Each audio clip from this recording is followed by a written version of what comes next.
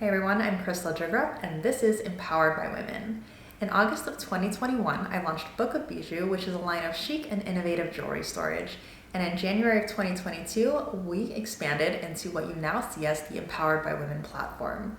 I really wanted to create a centralized space where we can really put emphasis on our mission of women empowerment and community over competition. It really truly does fill my cup to be surrounded by so many of you inspiring women, and the energy that you bring to me and our platform on a daily basis is unmatched. You really all do fuel me with so much motivation to continue doing what I'm doing, and for that, I thank you for being a part of our community, for joining me here today, and just for the ongoing support. I really cannot express how grateful I am and how much it means to me. So again, thank you so much. Before we jump into the episode, please be sure to follow or subscribe to us wherever you are listening, whether you're watching on YouTube or you're listening on your favorite podcast platform. And also don't forget to share your favorite episodes with your fellow female founders so that we can continue growing our platform and furthering our mission.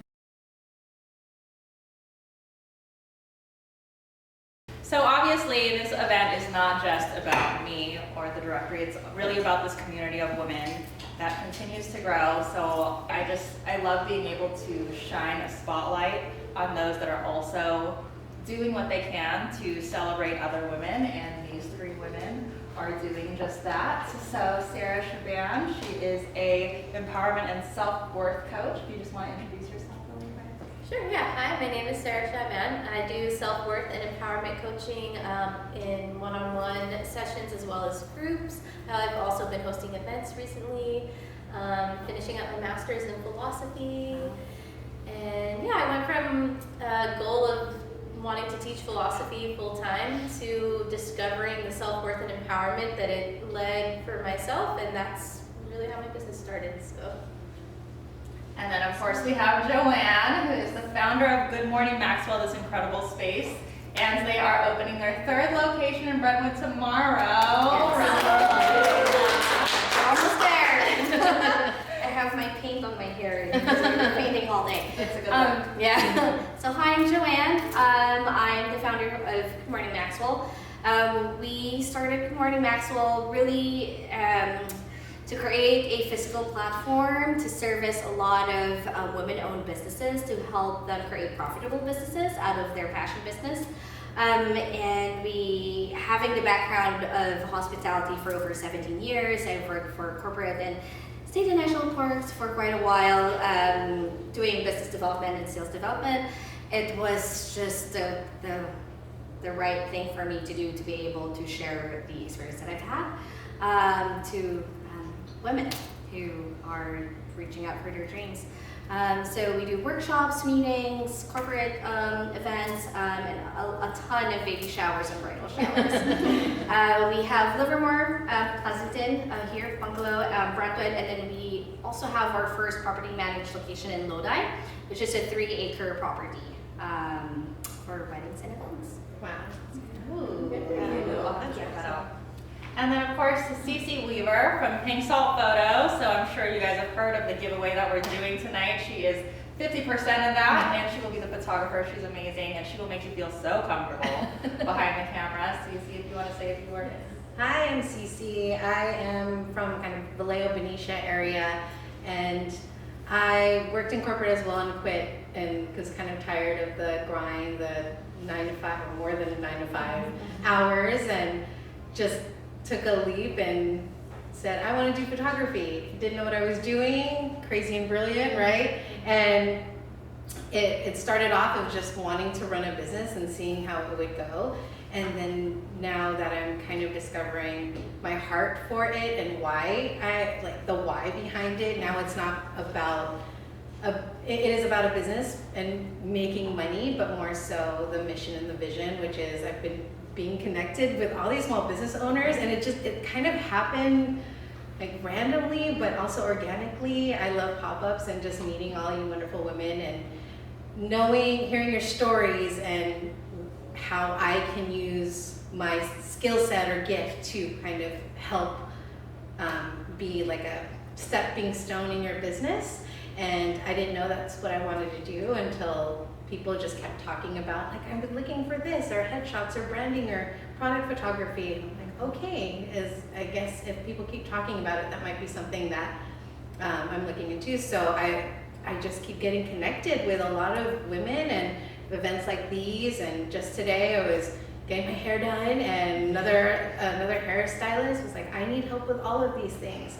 So it's been an amazing journey. I did not think it was going to come this far. I thought it was in a year. I was like, okay, I'm gonna go get a regular job again. And no, God was like, no, you can stay there. No problem, have fun. So that's where I'm at. And I'm excited for this giveaway too. I'm just as excited too. I can't wait. I'm so excited to partner with you to do it. So. Was your hair always pink? It's off and on pink. It washes out in about a month. I feel like I just realized it was pink. Yeah, so when I went, you have to get your hair, I don't know if anybody gets their hair colored, I see the red there, but you have to do it like every few months. It washes out quick. So thank goodness my cousin is a hairstylist, so I'm like, I need to get my hair pink again. And it's been blonde for like a couple months, but November was the last time it was pink. I was like, it's gone already. So yeah. All right, so we can jump into the questions. So you kind of already dove into it a little bit, but just for a little bit of background, CeeCee, I think you were the one that actually reached out to me during our first annual Women's Empowerment Market. And just right off the jump, she was like, do you need a photographer? Because I would love to be there and just take photos for you. I didn't even have to ask her. She was just so willing to be a part of the community and to help out. So I just want to, I guess, dive a little bit further into why you were so generous in wanting to be, I know you were doing wedding photography, right? That was your focus, and why you are wanting to transition into, women entrepreneurs, and what is the draw there, and what's your favorite part about working with women entrepreneurs? Yeah, so working in a corporate world, it's very, well, in my corporate world, it was very male dominated, and we had to really, there was maybe 2 women in my position at the time, and we really had to not even work hard. We had to work harder just to be at the table. And so when I stepped out to run my own business, I was like, oh, there's no competition. I saw women everywhere. But then as I continued to go to I just love pop-ups. I also love pop-ups, period. I love watching all you guys create something physical that came from your heart. And then I started to talk to everybody more and get to know you. And I was like, oh, these are real people. They're just not products. Like, you are making this in your garage, like, after your 9 to 5. You also have kids. I don't know how you're doing this. It was just so empowering, for lack of a better word, to see that you didn't really need, you need the corporate job, yes, to pay bills, but once you realize your passion, that's what I saw. I saw sparkles in all of these women's eyes, and I go, there's something here. The pop-ups just kept popping up. I was like, there's pop-ups everywhere. I don't know, the whole pop-up industry just grew in the past few years. And then I saw you do it, I saw other women do it. I said, there's something here, and people need help, and we need to support each other. And then you just hear all these visions of, I want to support you, I want to support you. And I'm like, wait, I want to give back too. I'm available. I'm doing this kind of part-time. I have a daughter as well, she's 3, but I also have the space to do it. I have experience from the corporate world to do it, so why not? And I'm more of an elder millennial, so without saying my age, but also watching the younger generations just do it without even I'm like, oh, you're doing this in your 20s? I wish I did this in my 20s. And how cool would it be to have just people lift you up, in any way they can. So I just love that conversation. It always just drove me, it gave me goosebumps to hear everyone's stories. So I was like, I don't know what I have to bring to the table, but I feel like there's always room at the table for everybody. So, and everybody has something to provide for somebody else. And it doesn't happen unless you attend events like this or have the conversations, and you have to really put yourself out there. So it's also something that I pushed myself to do. I was like, okay, I'm gonna go to this event. I don't know anybody there, but that's okay. I wanna meet other people, and that's all. If anything comes out of it, it's just more friends, And I'm a mom, so moms always need friends. So we're isolated in in our home all day with little people. We don't get adult conversation like this all the time. So just to even have an adult conversation, I'm like, oh, no one's interrupting me right now. So yeah, that's kind of like behind why. I resonate with that mom thing 100%. For anyone that doesn't know, I have 2 little girls of my own, and yeah, this is my social hour, you know, probably for the month. Yes, exactly. Right. Otherwise, it's just work, kids, and then you guys are my people. Right. But yeah, that just speaks volumes to how far just a quick conversation and just, you know, being so generous and wanting to collaborate and being so open and not being, you know, wanting to see like what can I get from all these people, but like what can I give? Yeah. And now we've had that relationship ever since you reached out to me back in May, and we continue to work together. And now you're here doing an amazing giveaway and one of our panel speakers. So I think what you're doing is amazing. Thank you. Joanne, your question is a little bit similar. So obviously you've kind of already dove into it as well, that you have a background in hospitality. But what is your draw to staying in this very community-centric industry? Not gonna lie, and we're not gonna sugarcoat it. It's hard. It's hard, and every day you question yourself. Why did I do this? Should I go back? Exactly what CeeCee's like. Every day you question like, oh my goodness, what am I doing? I should go back. I should just wait for that bi-weekly paycheck and not have to worry whether I'm going to be able to make mortgage this month, or if I'm going to be able to pay all my employees and all these other things. But you keep going back to why you started it. Simon Sinek is, by the way, my favorite author. Yeah. Oh. Yeah, so, you know, it's finding your why, right? So you have your house, and house will be exactly like how you're going about your business, what to do, what you're doing, and why would be the reason why you do the things that you do. And in a 9-to-5 job, you wake up and your why is because you're paid to do just that. But when you own a business, it has to resonate, and it has to be so much more meaningful that you wake up and you be like, I am doing something so much bigger than myself, so much bigger than the money that I'm bringing in, and I am making an impact. Yeah. And I think more than anything, that is what really fuels me as a business owner. It's knowing that I have an impact with my family, my MAXWELL, who I named the business after, sees the impact that I do with the women around me, with the businesses around me, and in my town in Livermore, and just really everywhere I go. And now as I build more locations wherein we are a physical platform for small businesses to test out their next service or their next product, or test out, it's almost like an incubation lab, really is what I want to call it, right? And I'm able to provide that without having a huge funding like all the other companies out there. That to me is priceless.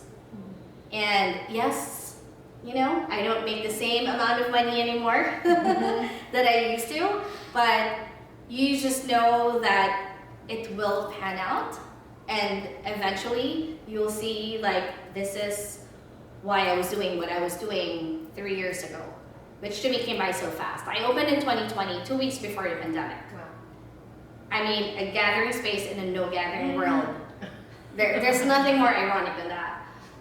But we survived, and we grew, and we scaled, and we're here. And I will tell you, the best ingredient that I've had really in surviving COVID, the pandemic world, post-pandemic, is having the relationships that I've had with the small businesses that we engaged with, that we helped with, that we partnered with. If it weren't for them, we would not be here. And I say that with all my heart. It really is. And so maybe right now, you know, you don't see the instant monetary value with what you're doing, but it will flourish, and you'll see eventually like, oh, okay, this is why. This is exactly why. I love that so much. I'm just like soaking it in, like, yeah, keep talking, I feel every bit of it. Yeah, because it's painful. Yeah. It's painful, right? The switch from the corporate world. And I will tell you, until now, I've had 3 locations, with my 4th with the partner, and I still question like, should I go back? Maybe I should just go back and just, you know, work for someone. But then I have friends like Alina is a good friend, and she's like, girl, no, stay there right there. I'm like, okay, I gotta have coffee with you. It's like, you have your doubts, right? You have your imposter syndrome. I'm like, who am I, this little brown girl in Tri-Valley of all places? You know, you question yourself. It's like, you stand out in a place like Tri-Valley. You know, and I don't have the funding, I don't have the backers, but it's like, you know, you'll just know that you are doing what you're supposed to do because of the people who actually are with you. Yeah, 100%. Yeah. That's good. Yeah, to have that profound belief in your purpose and your vision. Right. And have that really strong why. I mean, I know I've had plenty of times where I'm like, oh my God, why am I doing this to myself? But at the end of the day, like, I know that I 1000% would regret it if I ever stopped. Right, right. And I think really what comforts me is the fact that I know I have the competency and I have the background to always go back to my 9-to-5 job. Yes. That if I wanted to, I can get a job tomorrow. Yeah. Maybe. But like, I could. But if you don't I could go back. yeah. Right. But like, to be able to do this right now, I may never get this time back. Right. And plus the time that I get with my son. Yeah. It's just, he'll never be 10 again. Yeah. I love it. All right, so Sarah, so you have started your journey just kind of from your own personal journey, like working with, you know, your own self-worth, and that's what led you to be a self-worth coach, an empowerment coach, which I think is amazing. So I would love for you to share a little bit of your background and your journey to get to where you are now. Sure, yeah. What I believe, and I've found this through personal experience, is that there are two main factors that inform our sense of self-worth.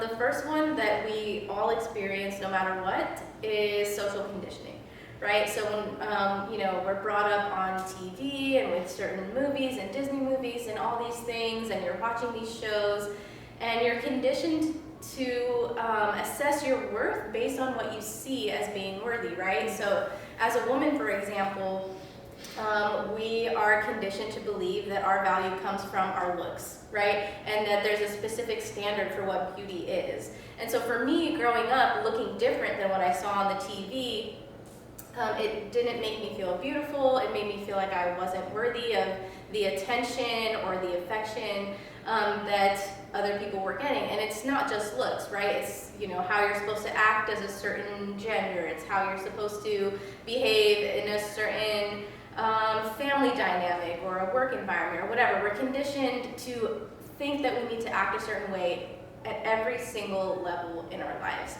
And on top of that, the second one is childhood trauma, which I believe we all also experience to some degree. And so my personal trauma was, my dad was very obvious with playing favorites. It was just me and my brother, and he clearly favored my brother. So I grew up feeling like, what's wrong with me? You know, like, this man is obviously capable of love and affection, but he's not capable of showing it to me. So for most of my life, I thought that was my fault. And so with these things combined, a lot of it really started to manifest in my adult relationships, specifically intimate relationships. And so I kept finding myself in relationships that verified that feeling of unworthiness. And same with jobs too, right? Like, I kept ending up in jobs where I just didn't feel worthy of whether it was a raise or a promotion or respect, you know? And so I just kept filtering these same experiences, whether it was relationships, friendships, jobs, like everything just kind of ended up fueling this feeling of unworthiness. And so eventually I ended up in a relationship which was extremely toxic and super duper abusive. And it definitely gave me a lot of perspective, because before that you hear about abusive relationships and it's so easy to think like, well, why didn't you just leave? Right? And then you find yourself in that situation, and now I know firsthand like why people don't leave. And what I, you know, realized at the end of that relationship was that my self-worth was at the ground. Like, I was like, oh my God, like, I am not tolerating this by accident. This isn't a coincidence. Like, this is a reflection of what I think I deserve in my life. And I began to see everything in my life that way. And so I decided to take a break, and it was also during the pandemic. So for me, that it ended up being kind of a blessing in disguise, that things were shut down and I was still getting a paycheck, and I was able to just stay at home and take care of myself. And so I really started to devote my life to my self-worth and started telling myself these affirmations about I deserve this in my life or in a relationship, or I'm worthy of abundance simply for being me. You know, that's something that I feel like we're not taught, right? We're worthy of abundance based on our work, right? What output we're able to put into the world, and not just who we are inherently. And so I started working with affirmations and taking classes and doing meditations and journaling. And also at the time, I was just beginning my master's program in philosophy. And so I was seeing all the different ways in which these philosophies were also helping me. Because a lot of philosophy is about being able to change your perspective, being able to change your attitude towards the world, understanding things like alchemy as personal transformation. And so, you know, those two experiences combined and happening at the same time made me realize, like, okay, I want to help people that experienced what I experienced with childhood trauma, with conditioning, with abusive relationships, and I want to make them know that they are worthy of better too. Because for me, it was so rapid going from that relationship to having the time of just healing and really telling myself, like, okay, like I deserve a partner who's going to respect me and care for me and love me and support me financially and emotionally in all these different ways.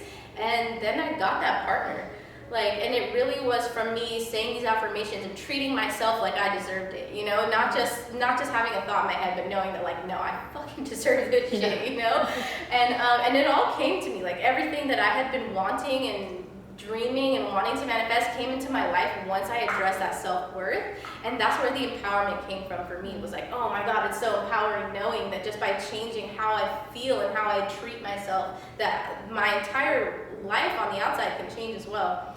So that was really the journey that got me to creating Soul Liberation Arts and focusing on self-worth and empowerment specifically. That's such an incredible journey, yeah. And I'm so glad that you made it to that space where you're so grounded in who you are and what you're worthy of. And like you said, just based on who you inherently are and not the work you're putting out. I think there's a lot of us that hesitate to put ourselves out there because we don't know that they're worthy or don't know that we're worthy, but knowing that we're worthy is the first step, not putting that work out there, right? Yeah. Believing that, you know, we have everything that it takes, that we're capable, and that we deserve the lives that we love and that we're proud of. Exactly. So working with the clients that you work with now, what are some of the biggest mindset blocks that you see within your clients, and what advice do you give them to work through those? Yeah, I mean, I think when you say mind block, and we talked about this in the podcast interview too, is just any belief that is limiting. So limiting beliefs are really what I find to be the enemy. So for example, like if I have clients that, you know, have certain mental differences or, you know, mental illnesses, and they start to feel like, oh, like I'm less worthy because of this, or, you know, I don't deserve certain things because of that. And those are the kind of feelings and thoughts that I really try to address with people, because that's limiting what's possible for you in your life. Like anytime that you say, you know, this is what I'm good at, or this is what I deserve, or that's not meant for me, you're speaking that into reality. And it's not just the words, it's the feeling that's attached to them. So I feel like that's another thing, is that connection between the mind and the heart is something that a lot of people need to overcome too, because we live in such a mind-driven world where it's like, you know, oh, don't trust your feelings, right? Trust your mind, trust the logic. Where, you know, what I've learned is that feelings are actually very good messengers too, and very good indicators about where we're at in our lives. So, and then not to push those away. So, I mean, I know I mentioned a few things, but I feel like one of the main things I would say to wrap it up is not being willing to embrace and engage with those parts of ourselves that we've been conditioned or traumatized into not liking or thinking make us inferior. because those are the parts of ourselves where I have found in my personal experience again and with my clients that that's where our most inherent gifts really lie, is in those parts of ourselves that we are too scared or too ashamed to address and to embrace.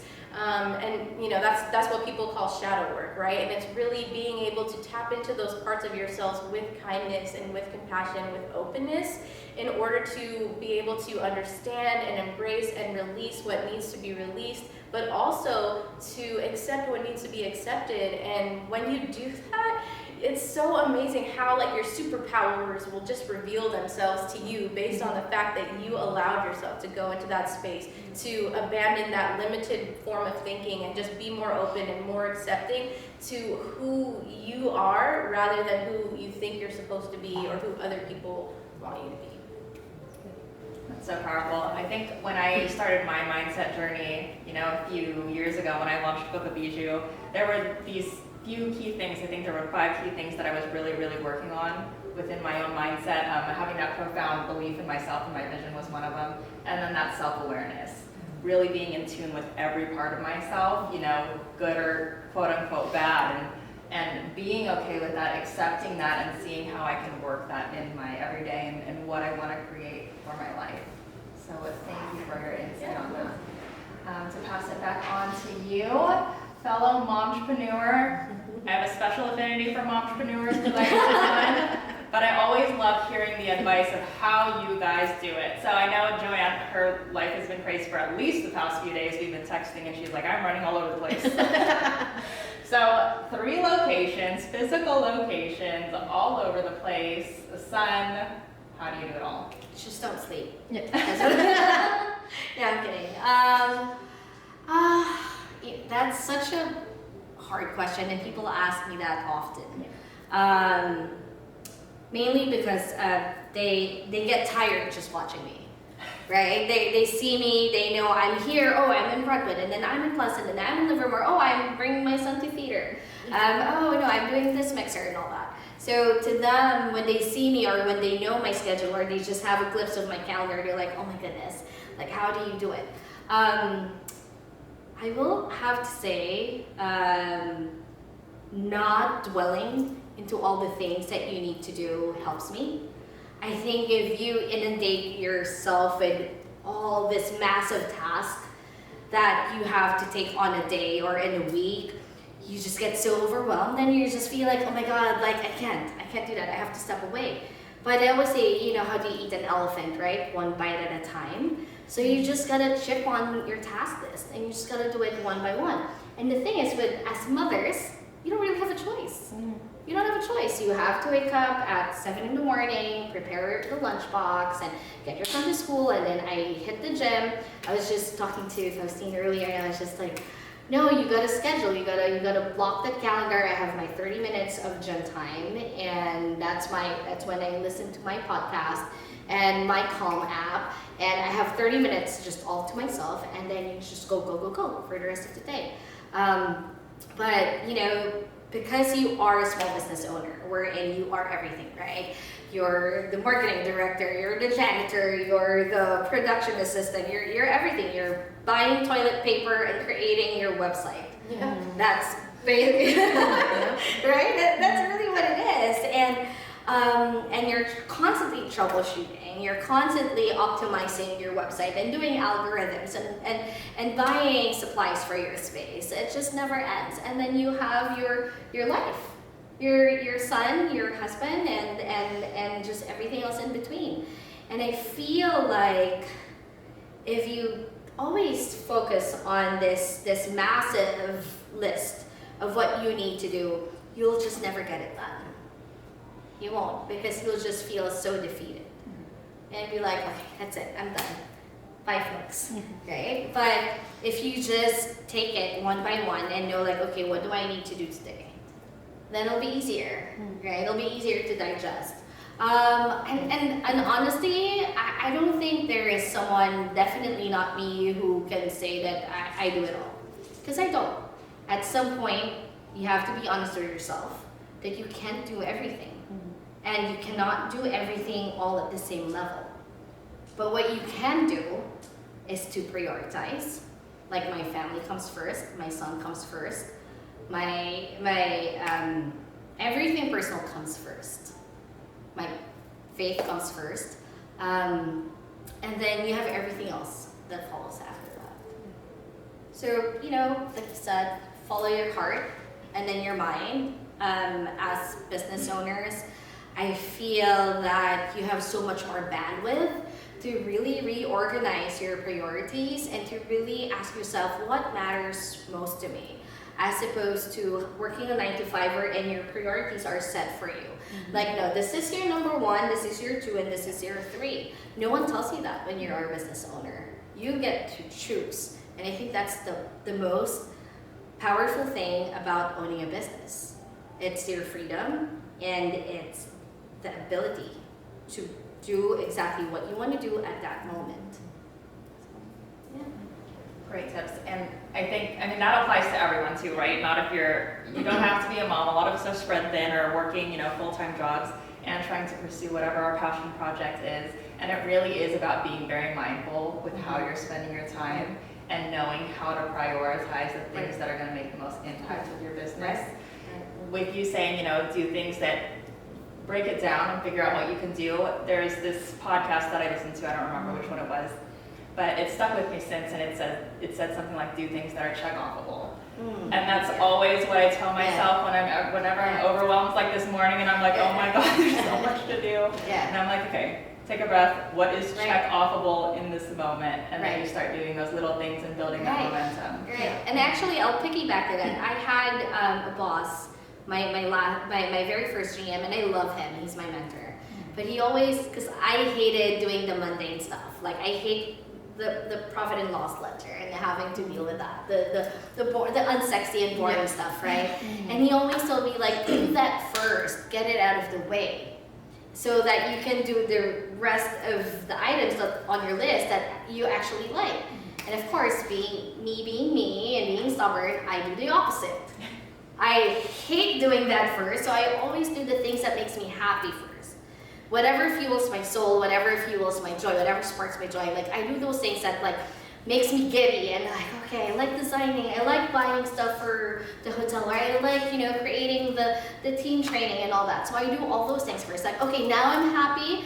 Now I've gotten my, my happy pill for the day. Now, okay, now I need to carve out an hour and actually do the things that are not so fun for me. So I think in the end of the day, do what feels best for you. You'll know. You'll know. Absolutely. Because everyone's different. And that kind of goes back to being just very self-aware, because we all have different working patterns. So, if you like knocking things out of the day and that makes you feel really productive for the day, then do that. So kind of the same question for you, what are your best tips for how you juggle it all? But I kind of want to throw another question at you that I didn't prepare you for. Okay. But obviously your daughter's only 3. First of all, what do you think is the impact of you on her as a young woman and you working with other women? And then how do you deal with any mom guilt? Oh gosh. Well, the first question is, I look at my life in corporate and now. And both, I feel like at having a child, she would be proud of me no matter what. I don't think when you look at your parents, you're like, you're such a failure, but I want to model for her what I would want her to feel freedom in as well. Like, quit your job. Culturally, I wasn't encouraged to do what I'm doing. I'm Filipino, and I was encouraged to have the same job for 50 years and retire. And I think I knew that from early on that was not my style. I couldn't. I get bored easily. I'm creative. I'm like a goldfish. Like, I just want to do all the fun and all the new stuff. So to be able to model that for her, I think, at so young, she's like, Mom, are you going to work? And then I'm like, yeah, baby. And she's like, have fun at work. And then she sees me editing at nighttime, when my husband is off of his job, and she goes, are you taking pictures? And she's just very aware of what I'm doing, but I make time for her too. She knows when it's mommy and daughter time, and she knows that it's mommy work time. She knows when it's family time. So being very clear with the expectations, I think it's also knowing your capacity. I think that's huge. I think I have big eyes. I'm like, I want to do it all. I can do it all. Just like we're all saying up here, I have to do it all. You know, nobody else is holding me accountable, but also like knowing your capacity. Like that check offable, I so resonate with that because I have the longest list of stuff and I'm like, that's a little overwhelming. How can I niche down to about 3 of those things and like be realistic? So like number 1 is knowing your capacity, being realistic about those goals and the time length, and then being fluid.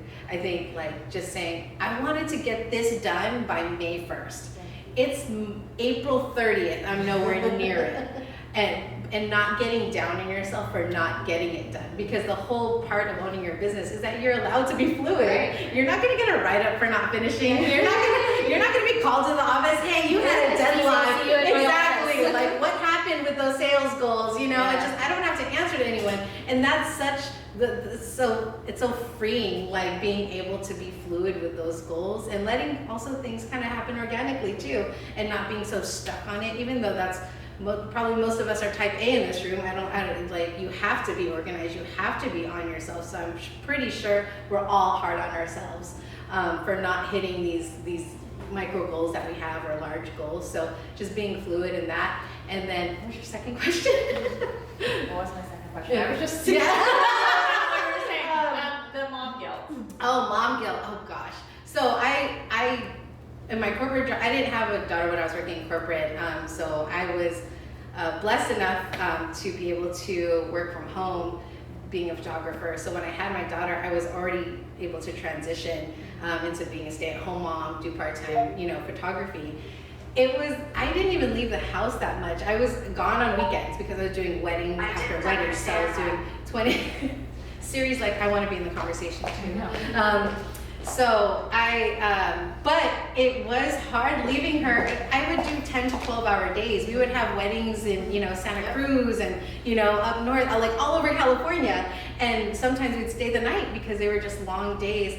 And I'm like, oh my gosh, how can I leave my baby for 2 days? And I'm thinking, wait, like I have to, I can't be attached to her all the time. Like my codependency is actually not healthy for her and it's not healthy for me. So I do have to have my own life, right? She has to see that I have my own life. Going back to cultural, in my family, that it was very codependent, like the women are very codependent on their children. So their identity is absorbed by their children, and then by the time that their children are adults, the parents don't know what to do with themselves. They're just like, real quick, my parents are both retired and they're bored out of their minds because they're like, my dad wants to get a job again. My mom is obsessed with her grandkids. And I was like, don't you guys have hobbies or something? Don't you guys want to do something? And for me, my mission to kind of build something for myself is bigger than me like feeling guilty about being away from her. Yes, it still exists. I think it will always exist. That's just part of being a mom. It just happens as soon as you get pregnant. Like, and you're just like, oh my gosh, I have to care for another human, and how dare I leave her for a day? But also like, good for you for leaving her and showing her that you can, and that she can be independent. She's fine. She's 3. She's 3, and the memories that I'm leaving with her when we're together are enough for her not to feel like, oh, mom's leaving me again. We are very intentional, me and my husband, very intentional about our time with her. We're very intentional about our healing process. Like when you're talking about self-worth, I'm in therapy, I'm in paracoaching. I'm like, as soon as I had a kid, I go, I gotta heal some stuff real quick. I don't know how to take care of another human. Let me go take care of myself first, right? So all this healing that I'm doing is such a, it goes hand in hand with owning a business, because it drives you insane. Your business is your baby, you have a baby, your time, you're like, I don't know how to juggle all of it. And then like what you guys are saying, just one thing at a time, and it's okay, and just small things at a time, and eventually it snowballs into this thing that you kind of never thought. It might be even bigger than what you thought. Like I don't know if you had a vision for 3 locations and you're like, wait, I don't know what I'm doing. All of a sudden, 3rd boom, 4th boom. Don't know, you said you were gonna teach philosophy. And you're like, wait a second, I have my own business now, So it's the vision that you have is great. But if you keep on going and you just chip at it a little bit at a time, you have no clue what it could actually be, you know, and it can be better than what you ever dreamed of. So, yeah. That whole, you know, it's just going to happen very naturally, especially when you're just allowing your passion to just run wild. That's definitely how it's been with my business. Everything's been a very natural progression. Yeah. Like, I had no idea I was going to create a directory, but I mean, it just seemed like the next step to do. Like with the market, it seemed like the next step to do, because I was doing all these joint giveaways, and then I was doing these interviews with women. I was like, okay, what's the next step? Like, how do I get these women in person? And I was like, a market. So everything just started growing very naturally. So I don't want to keep you. It's just about that time, but All right. So you're ready? Yeah. Enjoy your Brazilian. round of applause to Joanne for holding it down. Thank you for allowing us to use your space, Absolutely, and anytime. for just being an incredible inspiration. Thank you. And everyone in this room is equally as inspiring. I think that's the beauty of building a community. You just fuel each other. And it's always going to be, you know, like high and lows. And that's okay. That's why you built this community. So that when you're low, I'll give you all the energy, and then the same. Likewise. Thank you, everybody. Thank you.